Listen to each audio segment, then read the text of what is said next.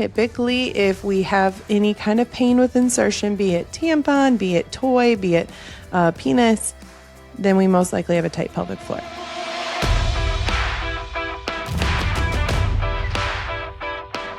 Welcome back to Vaginally Speaking, the podcast where we normalize all the things you've been too scared to ask your vagina and the muscles that keep it smoothly running. I'm Allison, pelvic floor therapist, lactation consultant, and your personal translator for what your body's been trying to tell you.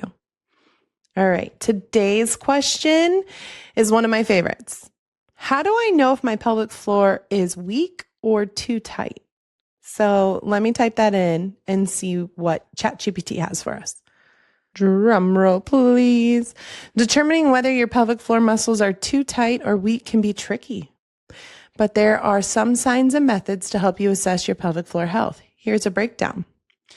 Signs of a weak pelvic floor: urinary incontinence, difficulty controlling urination, pelvic organ prolapse, loss of sexual sensation.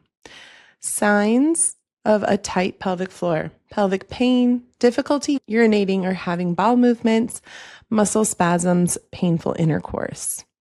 Drum roll, dun, dun, dun, dun, dun. This is what it's asking you to do to determine.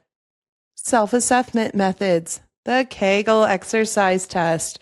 Try doing Kegel exercises, contracting and relaxing the pelvic floor muscles. If you can easily relax the muscles after contraction, they're not weak. If you have a hard time relaxing them after contraction, they might be too tight. Interesting here, ChatGPT. So my thought here, time out. Before my thought, here's the other two things. Physical sensation. Pay attention to how your pelvic floor area feels during activities like coughing, sneezing, or exercise. Discomfort or pain can indicate tightness, while leakage can point to weakness. Breath awareness. Notice your breathing. Tight pelvic floor muscles may restrict your ability to take a deep breath. Then get a professional assessment. Consult a specialist, a pelvic floor therapist. We love that answer. Thank you, ChatGPT. I am not in love with your other answers, though. So, as a pelvic floor therapist, weak and tight can actually mean the same thing. You can have a tight pelvic floor, but that doesn't mean that it's strength. That means the body is compensating by adding in fake strength so that you're able to do what you need to do. But the same things can happen when you have a quote unquote from ChatGPT weak pelvic floor and a tight pelvic floor. You can have urinary incontinence when you have a tight pelvic floor, just like they're saying you can with a weak pelvic floor. You can have prolapse with a tight pelvic floor, just like you can with a weak pelvic floor. You can have difficulty with sexual function with a weak pelvic floor and a tight pelvic floor, specifically the orgasm. It says loss of sexual sensation with a weak pelvic floor, but a lot of individuals who have difficulty orgasming actually have a tight pelvic floor.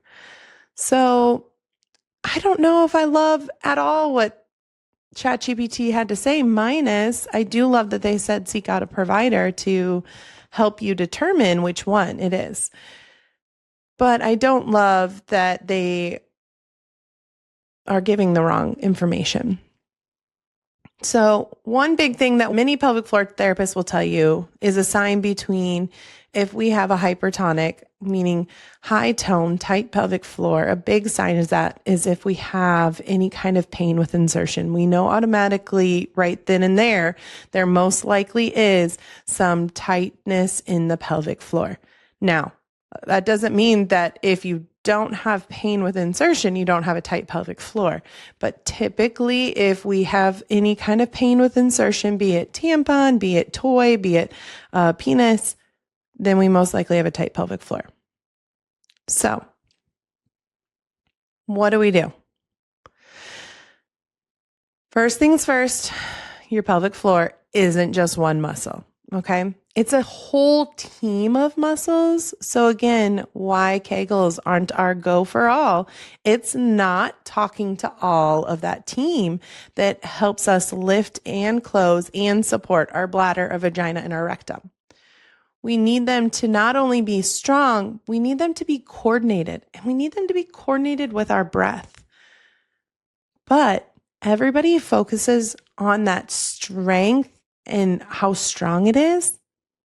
But we also have to be able to relax.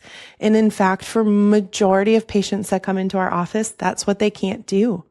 They hold their pelvic floor so tight and so high, but they can't relax and let that pelvic floor go.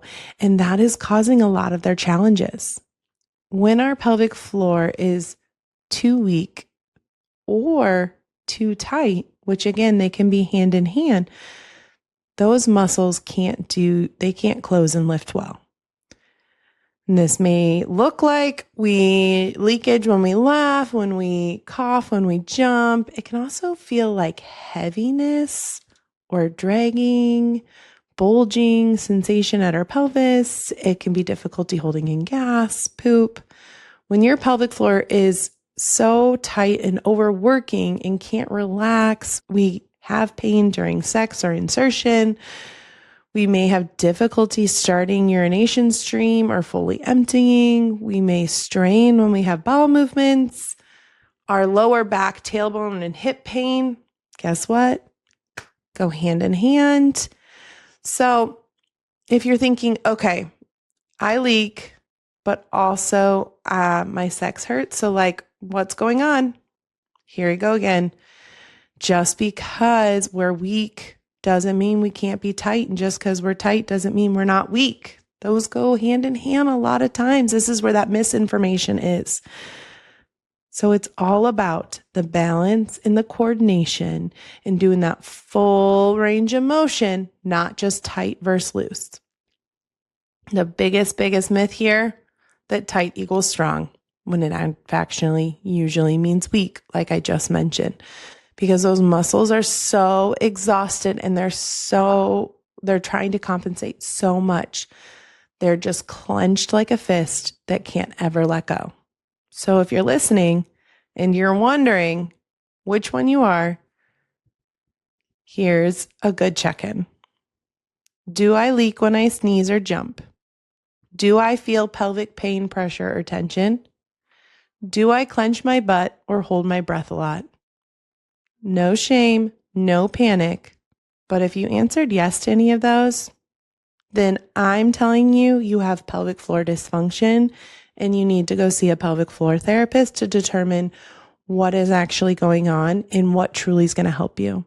Google, ChatGPT, Instagram Reels, they're not actually going to be able to tell you exactly what is needed for you.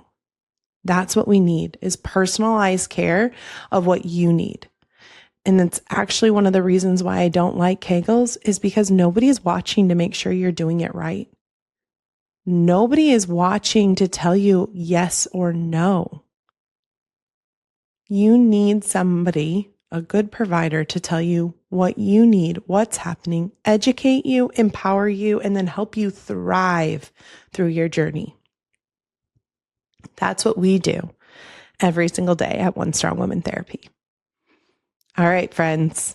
Next up on our most Googled question, are Kegels the answer to everything?